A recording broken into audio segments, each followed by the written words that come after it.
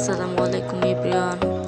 আজকে আমরা চলে গিয়েছিলাম উদয়পুরে, যেটা এখন অনেক ভাইরাল একটা জায়গা। আসলেই অনেক সুন্দর। ফার্স্টে এন্ট্রি করতে হবে, তো আমরা চলে গিয়েছিলাম রিসেপশনে। ওদের রিসেপশনটা আসলেই অনেক সুন্দর। আমরা যাওয়ার পরেই আমাদেরকে ওয়েলকাম জানালো। তারপর আমি ওখানে একটু ফটো সেশন করে নিলাম।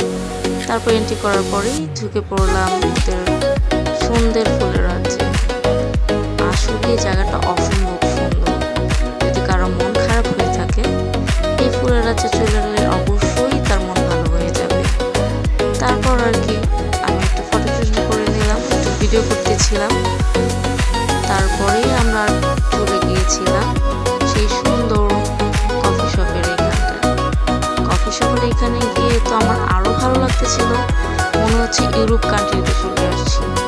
বাংলাদেশের বুকে এক ইউরোপ কান্ট্রি, তাছাড়া আর কিছুই না। তারপর তো দেখলাম উদয়পুর লেখা, তার সাথেই হলো সুন্দর দোলনা দিয়েছে ওরা। একটু দোলনা খেলাম, দোলনা খাওয়ার পর একটু পিক তুলে নিলাম, আমার মেয়েরা যেটা করি। তারপর দুপুর হয়ে গিয়েছিল, লাঞ্চের জন্য চলে গেলাম। রেস্টুরেন্টটা অনেক সুন্দর ছিল। খাবারের জন্য ওয়েট করতেছিলাম আমরা। কিছুক্ষণের মধ্যে খাবার চলে আসে। আর খাবারটা দেখতে যেরকম লবণীয়, খেতেও খুব টেস্টি ছিল। আমার কাছে ওভারঅল অনেক ভালো লেগেছে।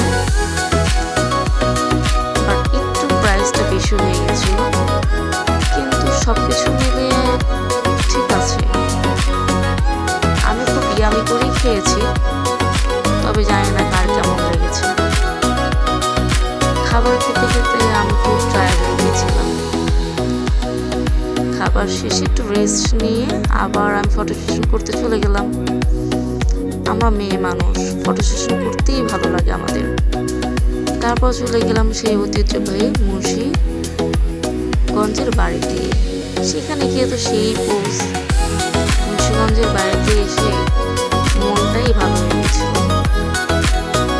এর আগে ছিল এই জায়গাটার নাম ঠিক